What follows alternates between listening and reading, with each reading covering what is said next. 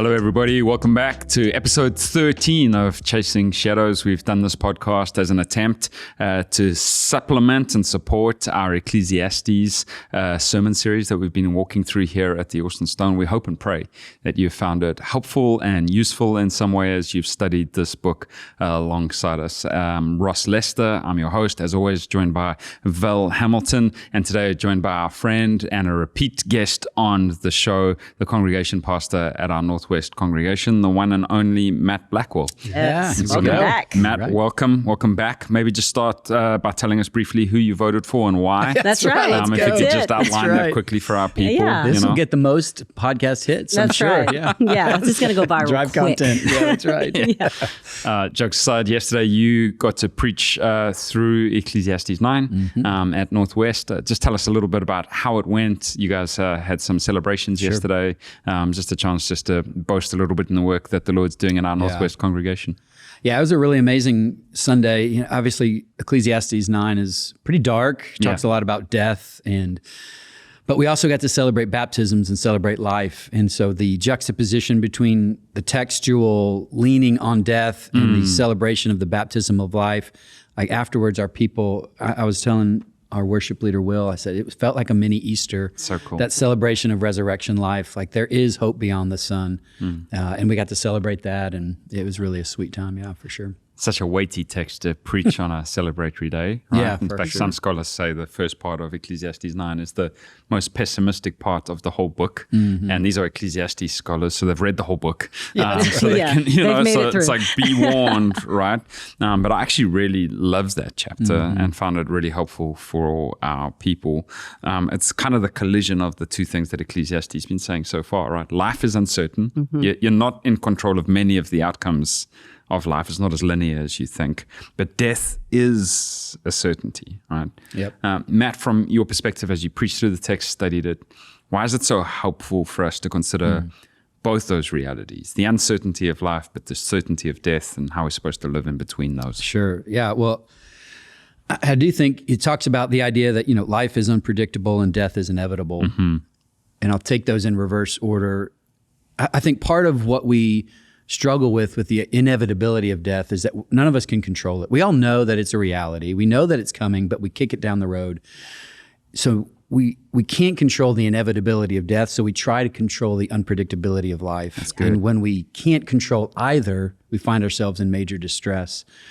And part of, I think, what Solomon is doing is showing the limits to our ability to control death and our limits to control life. That it is not out of control from God's perspective, but oftentimes it doesn't seem fair to our perspective. Things might happen that are beyond our control. And when that happens, we either try to get more control or we blame God. Well, he should be doing something that I want him to do. He's not doing it. Therefore, he's either not true, not righteous, not good. I think when we see where we're led to in the text, we do get to a hopeful place of the one who lives beyond the sun, but not yet in Ecclesiastes 9. Yeah. I mean, the scripture tells us this repeat theme, though, that though death is inevitable and it's kind of unpredictable, we're not sure when it'll come, we must consider it, though. We must weigh it, right? There's a wisdom in numbering our days aright. And yet so much of life is designed to make you not think about it, not feel your age, to not feel your fragility, to not feel the sense of like, oh, this is, I'm in a process, I'll say it, of decay, just a little bit every day. I feel it, right? I'm living it.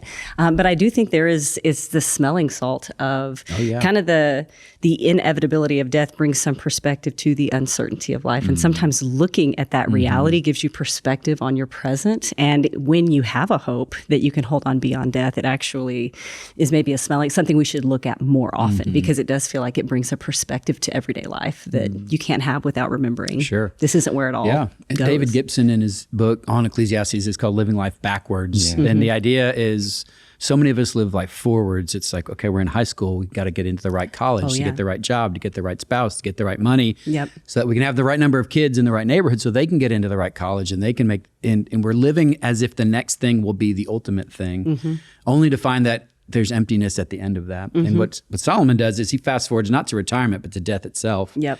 And says, now, if that's the death that you want to die, how do you live in light of that? How do you get to that point? Yep. And I shared kind of a personal story.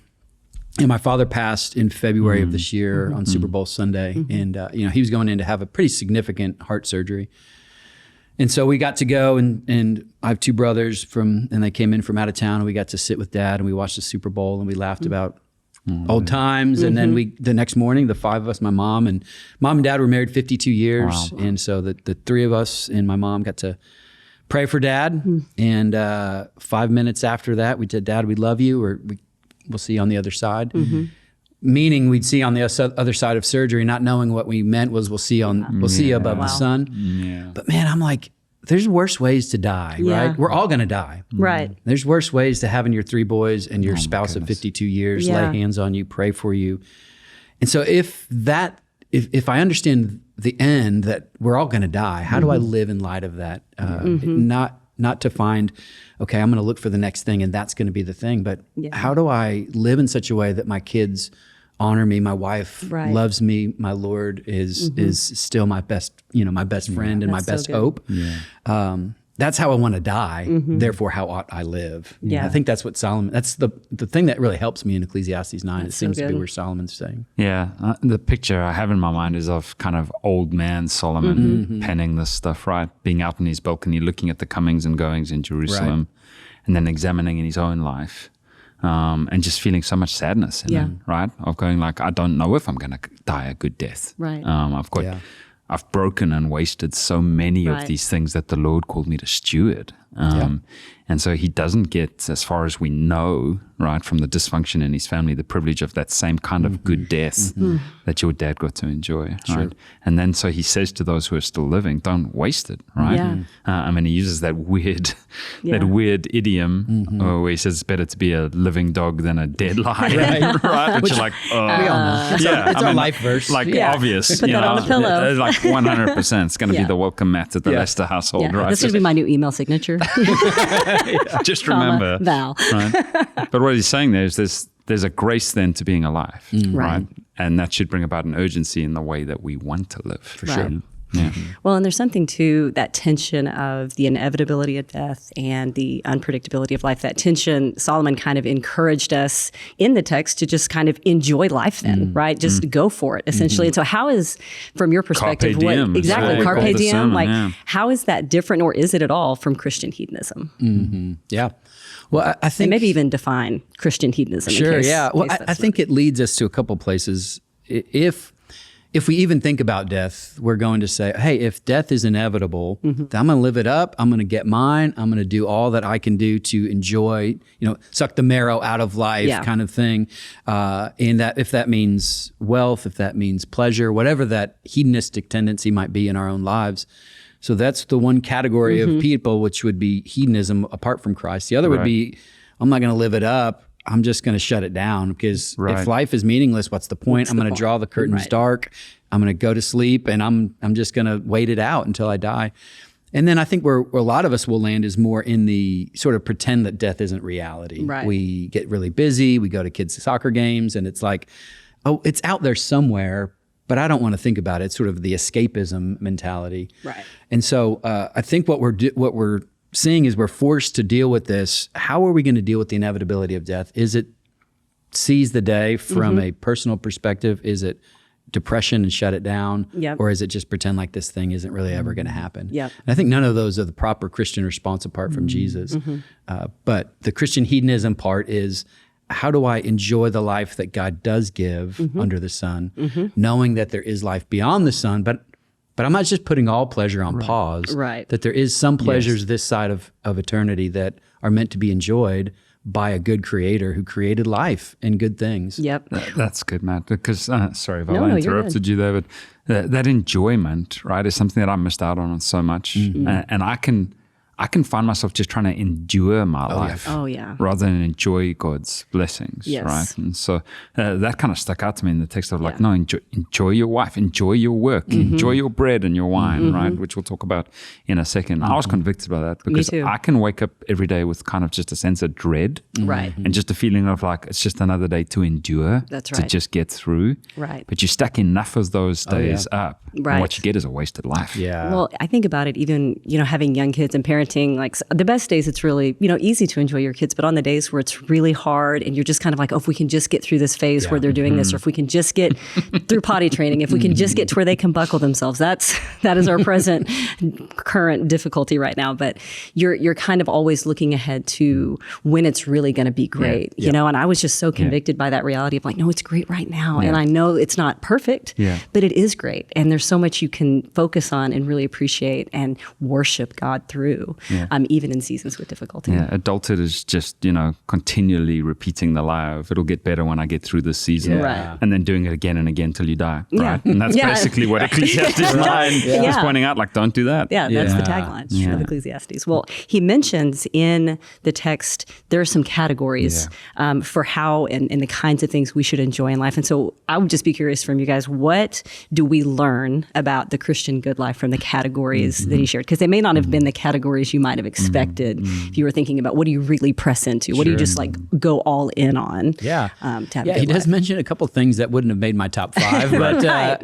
he gives us a list of 5, which obviously isn't an exhaustive list, but he talks about enjoy good food, good wine, that idea of good meals. I was joking with Halem this week. He has a famous line amongst the campus pastors. He said, man, you have a limited number of meals in this life. Why waste one? Yeah, but then he invites us to go to Jack in the Box. So I'm like, I don't know. It's a spectrum. You get those monster tacos the right day. Right. But the idea of good food, good wine, enjoy the wife and or husband, good work, whatever your hand finds you to do, work well, not to despise your work or constantly complain about work, which is our tendency. I don't make enough, or I'm underutilized or underpaid. Yeah. But it doesn't necessarily matter what we do as much as it matters how we do it. Right. And then he gives us I think the strangest one. He says, let your clothes always be white and oil on your head. Yeah. And there's lots of commentaries that will offer some perspective on that. But we think that the white clothes celebration, wedding, those kinds of things, but he says always. So he's just saying something about let every day have some level of celebration in it. That's good. And let oil be on your head, which is the oil of gladness, or, maybe a cologne or perfume, which again wouldn't make my top 5, but he says, hey, you're going to die, so at least smell good. That seems to be something that makes his top 5. But those things of life to enjoy might just be little things like a meal. Yeah. I love the elements of bread and wine. Like he doesn't go to meat, right? So he goes to the base Middle Eastern basic meals. And he says, even in that, enjoy yourself, right? Yep. And treat them as a celebration. Yeah. Wear white. He becomes almost Pauline in his view of justification, right? Yeah. God's already approved of what you do. Right. And obviously in those images, he's then pointing ahead. Yep. To the wedding supper of the Lamb. But I love that he's also pointing ahead to communion, that Christ would then choose bread and wine, these basic things, and say, you can enjoy these things because they talk about me. Yeah, that's right. I'm at the center of that. And I'm gonna position myself as meaningful in the midst of these mundane meals. Yes. That you're going to be tempted to just endure. Right. And now I'm going to give you the ability to enjoy them. Yeah. I just love the complexity of the imagery and all of that. It's just so beautiful. I don't know if he did this on purpose, but if you are reading it's food and it's wine and it's white clothing and it's oil of gladness and it's husband and wife, it's all this wedding language that as you're thinking about that, it is sort of the preparing you. Yeah. The little gifts along the way are preparing us. They're appetizers of a future reality. Right. There's a future wedding to come. There's a future meal to come. So every meal this side of eternity is a appetizer for that meal. Every wedding that we go to, every anniversary that we have is a reminder of that wedding and that marriage. Yep. And to think about it like that, it helps us to realize how good God must be to give us these little gifts. No, and almost, I don't know if this is sacrilegious, but the giddiness of God. Yeah. As a father who gives gifts to his children, I can't wait for them to open them. Right. And there's a sense in which I bet God can't wait for us to open the real gift because he's given us all these appetizers along the way. Yeah, they're all pointers to this better and he's one, like, guess what's coming? This is going to be amazing. Well, and what you're saying, I love so much because there's the sense in which he's given us these gifts and he's designed them with this purpose of kind of stirring our affections and mind towards this greater gift that's to come. But even the gifts that he gives us, like they have this design, but they're not full. They can't bear the weight. And so I think one thing that Will Boston, who's the campus pastor at North, pointed out in his sermon that I thought was really great was that sometimes it's hard for us to enjoy the gifts God does give us because we're comparing them to the gifts that he gives someone else. Sure. Right. And so he had this line that said, you can't enjoy what you don't have, but you can enjoy what you do have. And there was something about that I was like, that's so important because God has given us these gifts that are meant to give us this great joy now, pointing us to this even better joy that's to come. But we rob ourselves of that when we compare. And so I just wonder what that looks like for you in your life, if you resonate with that. Sure. Yeah, I think you're right. I think that depending again on our temperament, there is a sense among some Christians that it feels unholy to experience any level of joy, to say, oh, life is only monotony and tyranny and sin. Right. But then God gives these gifts and we're called to enjoy them. And we dismiss them to the point of not thanking God. But then there's another group of us who would say, no, we're going to exchange the gifts for God himself, and we're going to trust in the gifts. Yes. And food and work and sex and all of these things become gods in of themselves. Right. And they become something that we look for identity and meaning in. And so on either side, I don't think we dismiss the gifts with unthankfulness, and I don't think we trust the gifts with idolatry.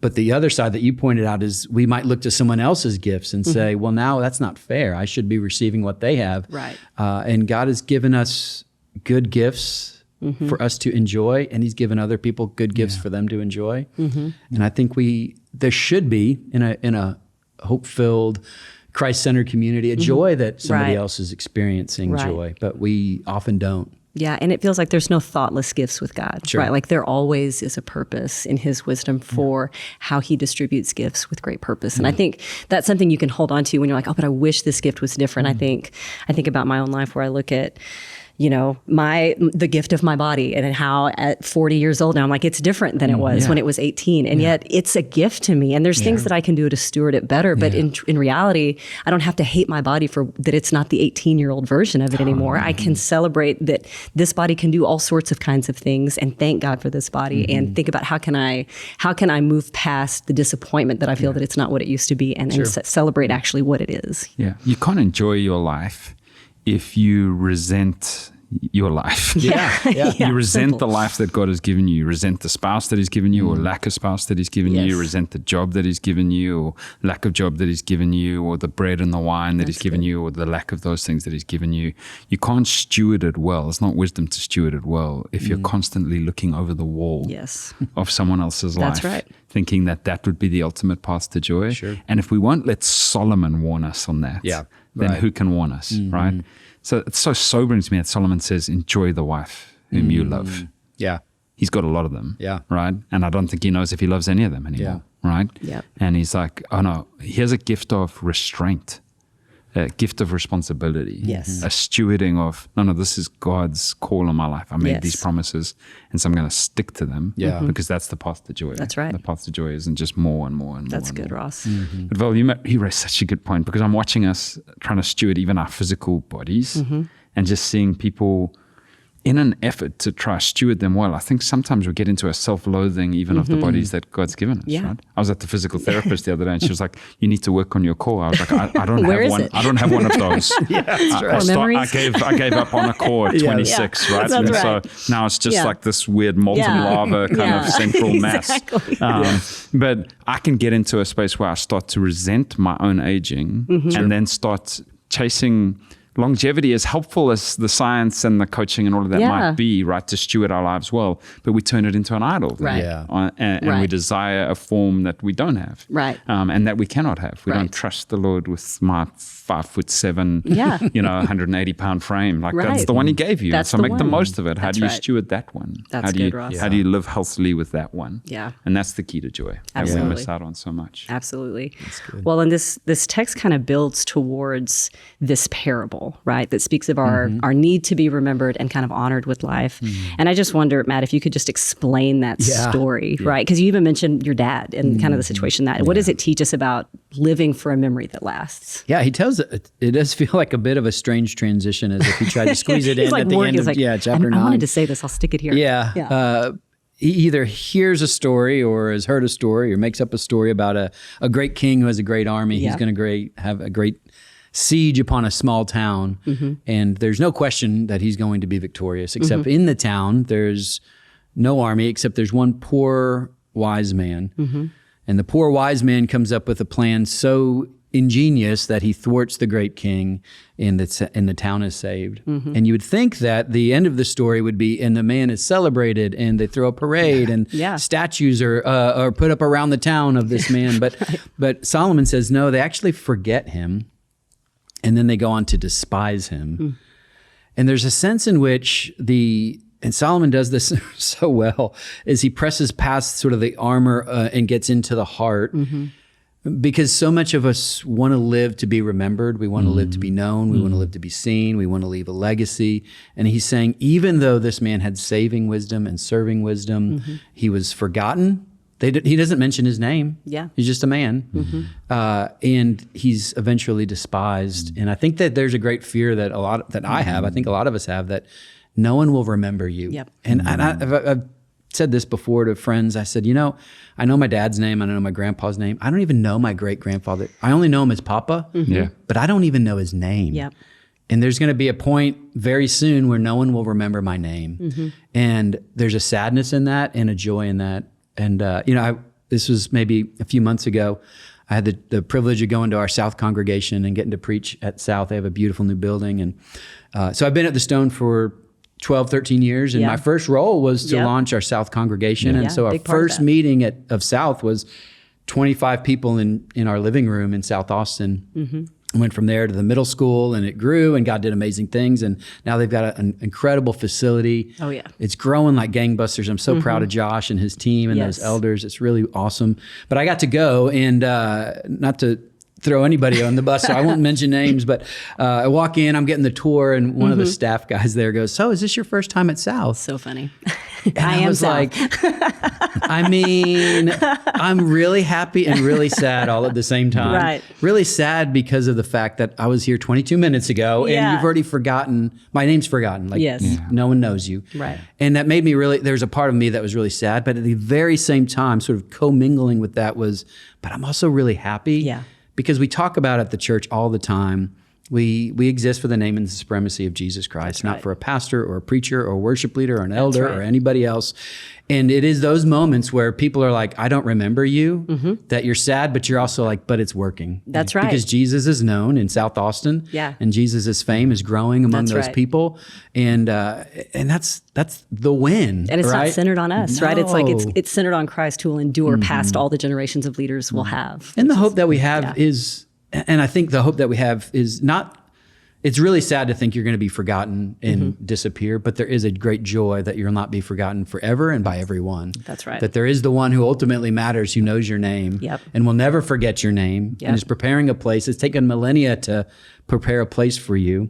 And the joy of that is that he, in Isaiah 49 says, even if your mother forgets you, even if your mom forgets your name, which is kind of unfathomable, he says, I won't forget you. That's and right. I've engraved your name on the palms of my hands. And you think like if you're really wanting to remember something and you don't have an iPad, what do? You take a pen and you write it on your hand because you don't want to forget it. And God is saying, I've written your name on the palms of my hands, and I won't forget you. So it's It's really so good. Yeah. Well, even the significance of that, just you saying that God just understands how we're made and we're wired to be known that deeply and that intimately, and that he went to the trouble in the scriptures to say, and I've written your name on my hand, like I'm thinking about you, like I understand you, I know you, like what depths of him making sure we know we are known the way we long to be known by our King. Yeah, I texted some friends who lost someone just a couple of weeks ago, and texted them Revelation 14:13, which says, "Blessed are the dead who die in Christ from now on," right? Yeah.